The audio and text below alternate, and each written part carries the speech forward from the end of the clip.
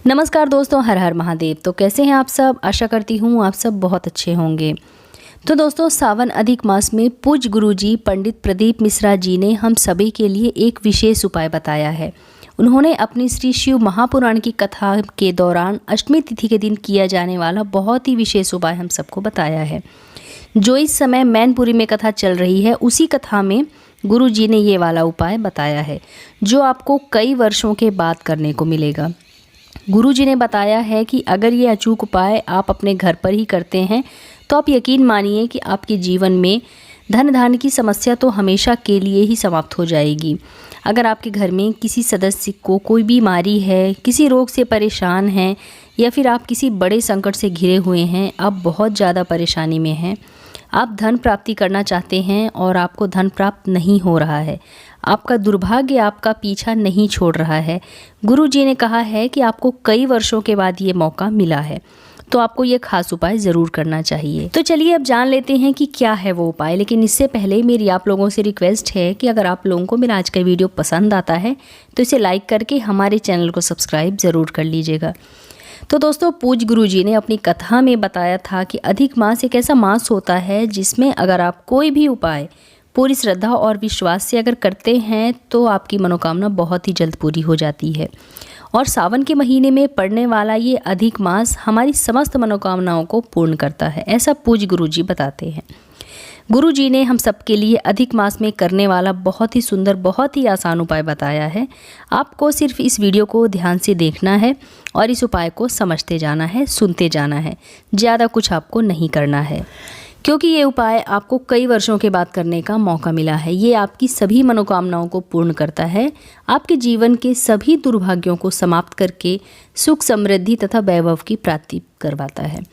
तो चलिए जानते हैं कि क्या है ये उपाय। तो देखिए, पूज्य गुरु जी ने बताया है कि सावन अधिक मास में पड़ने वाली ये विशेष 7 तिथियाँ होती हैं, जिनमें अगर हम ये विशेष उपाय करते हैं तो हमारी सभी मनोकामनाएं बहुत ही जल्द पूर्ण होती हैं।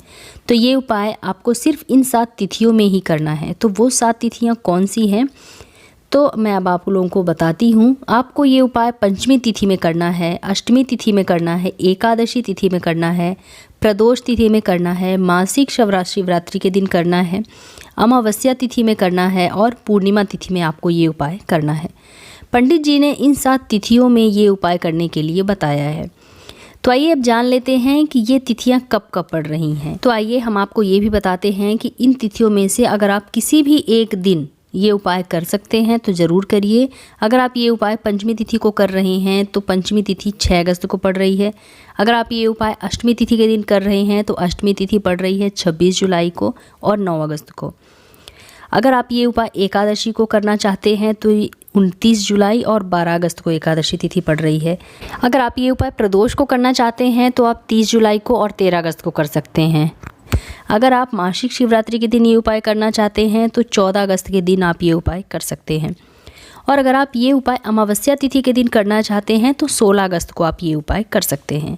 तो अगर आप ये विशेष उपाय अधिक मास की पूर्णिमा तिथि को भी करना चाहते हैं तो पूर्णिमा तिथि को 1 अगस्त है।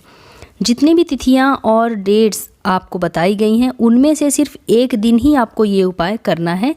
तो आप तिथि और डेट में कंफ्यूज ना हो, इसीलिए मैंने तिथि के हिसाब से आपको डेट बता दी है। तो आप ये ज़रूर याद रखिएगा कि आपको किस दिन ये उपाय करना है, लेकिन ये उपाय आपको सिर्फ एक ही दिन करना है। इन तिथियों में से आप किसी भी दिन ये उपाय कर सकते हैं। पूज्य गुरु जी ने बताया है कि इन सारी तिथियों में से आपको ये उपाय नहीं करना है। आप चाहें तो कृष्ण पक्ष की इन तिथियों में या फिर शुक्ल पक्ष की इन तिथियों में से किसी भी एक दिन ये उपाय कर सकते हैं। सभी तिथियों में आपको ये उपाय नहीं करना है। और सबसे अच्छी बात तो ये है कि इस उपाय के दिन आपको कहीं भी बाहर जाने की ज़रूरत नहीं है। आजकल बारिश का मौसम चल रहा है तो आप ये उपाय अपने घर पर ही कर सकते हैं। इसके लिए आपको बाहर जाने की कोई भी आवश्यकता नहीं है। तो अगर आपके घर में तुलसी का पौधा है तो आप उसके नीचे भी ये उपाय कर सकते हैं, या फिर आप अपने घर के मुख्य दरवाजे पर या फिर अपने घर के मंदिर में कहीं भी आप ये उपाय कर सकते हैं। इस उपाय को करने के लिए आपको 5 दीपक ले लेने हैं। दीपक आपको मिट्टी के ही लेने हैं, या फिर अगर आप बना सकते हैं तो आप शुद्ध आटे के दीपक भी बना सकते हैं अपने हाथों से। अगर आप बना सकें आटे का दीपक तो बहुत अच्छी बात है, बना लीजिए। नहीं तो फिर आप 5 मिट्टी के दीपक भी ले सकते हैं। इन दोनों में से किसी भी एक दीपक का इस्तेमाल आप कर सकते हैं, इसमें कोई प्रॉब्लम नहीं है। लेकिन हाँ, ये ध्यान रखना है कि दीपक में आपको सिर्फ शुद्ध देशी घी ही डालना है। हो सके तो आप गाय का घी लीजिए, बहुत ही अच्छा है। साथ ही साथ आपको लंबी बाती का भी प्रयोग करना है। लंबी बत्ती 2 होनी चाहिए, एक जलाने के लिए और एक रखी रहेगी उसी में। अगर आप गोल बत्ती का भी प्रयोग करना चाहें तो आप कर सकते हैं, या फिर आप लंबी रुई की बत्ती का भी यूज़ कर सकते हैं। लेकिन गुरुजी बताते हैं कि अगर आप अपने घर के मंदिर में दीपक प्रज्वलित कर रहे हैं या फिर तुलसी माता के पास दीपक प्रज्वलित कर रहे हैं तो आपको लंबी बाती का प्रयोग करना है, गोल बत्ती का नहीं। तो आप इस उपाय को करने के लिए लंबी रुई की बत्ती का ही प्रयोग करें। अब आप घी के 5 दीपक ले लीजिए और इनमें लंबी बत्ती डाल दीजिएगा। उसके बाद आपको ये दीपक अपने घर के मंदिर के सामने रखकर प्रज्वलित कर लेने हैं। फिर इन दीपकों को जलाकर आप अपने घर के मुख्य दरवाजे पर आपको रख देना है, यानी कि जो आपका मेन गेट है उसी के बाहर की तरफ राइट साइड में आपको ये दीपक रख देना है। और दीपक का जो मुख है वो बाहर की तरफ ही होना चाहिए। अगर आप चाहें तो तुलसी के नीचे भी इन 5 दीपक को रख सकते हैं, या फिर आप इन दीपकों को मुख्य द्वार पर भी रख सकते हैं। या फिर आप अगर एक एक करके रखना चाहें तो एक मुख्य द्वार पर दीपक रख दीजिए, एक दीपक तुलसी माता के नीचे रख दीजिए, एक दीपक अगर आपके घर में बेल का पौधा है तो उसके नीचे भी आप रख सकते हैं, या फिर अगर आपके घर में आंवले का पेड़ है, समी का पेड़ है तो आप इन सब के नीचे भी आप एक एक करके दीपक रख सकते हैं। या फिर आप अगर चाहें तो अपने घर के मुख्य दरवाजे पर 5 दीपक रख सकते हैं, या फिर आप अगर चाहें तो तुलसी माता के नीचे भी आप 5 दीपकों को रख सकते हैं। ये आपकी मर्ज़ी पर डिपेंड करता है, जैसा चाहें आपको जो भी सुविधा हो आप कर सकते हैं।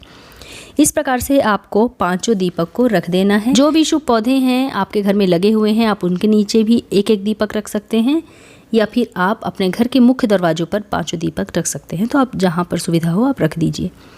फिर दीपक रखने के बाद आपको अपनी मनोकामना का स्मरण करते हुए, उस समस्या को बताते हुए, आपके जीवन में जो भी परेशानी है, चाहे वो धन से संबंधित हो, स्वास्थ्य से संबंधित हो, उसके लिए आपको ये उपाय ज़रूर से कर लेना है। इस उपाय को करने से आपकी सभी प्रकार की समस्या का अंत हो जाएगा और आपका संपूर्ण जीवन खुशहाल रहेगा और आपकी सभी मनोकामनाएं पूर्ण हो जाएंगी। लेकिन दीपक प्रज्वलित करते समय आपको इस बात का विशेष ध्यान रखना है कि इस दीपक को आपको प्रदोष काल में ही प्रज्वलित करना है। अगर आप प्रदोष काल के समय में जानकारी नहीं रखते हैं तो जान लीजिए कि शाम को जब सूर्यास्त होता है तो उससे 45 मिनट पहले का समय और सूर्यास्त होने के 45 मिनट बाद का समय, इसे ही प्रदोष काल का समय कहा जाता है। तो इसी के अंदर आपको इन 5 दीपक को प्रज्वलित करना है। 5 दीपक को प्रज्वलित करने के बाद मुख्य द्वार पर आपको ये 5 दीपक रख देना है और अपनी मनोकामना बोल देनी है, अपनी समस्या बोल देनी है। तो दोस्तों, पूज्य गुरुजी बताते हैं कि सावन अधिक मास में इन विशेष तिथियों को, जिन्हें मैंने आप लोगों को बताया है, उन तिथियों में से किसी भी एक तिथि के दिन यदि आप ये उपाय करते हैं तो आपकी वो मनोकामना जो आपने बोली है महादेव की कृपा से अवश्य पूर्ण होगी और आपकी जो भी समस्याएं हैं, किसी से भी रिलेटेड समस्या हैं, वो सभी समस्याएं ज़रूर ख़त्म होंगी।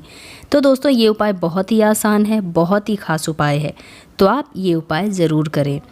तो दोस्तों, उम्मीद करती हूँ आप लोग मेरे द्वारा बताया गया ये उपाय ज़रूर समझ गए होंगे, अच्छे से समझ गए होंगे।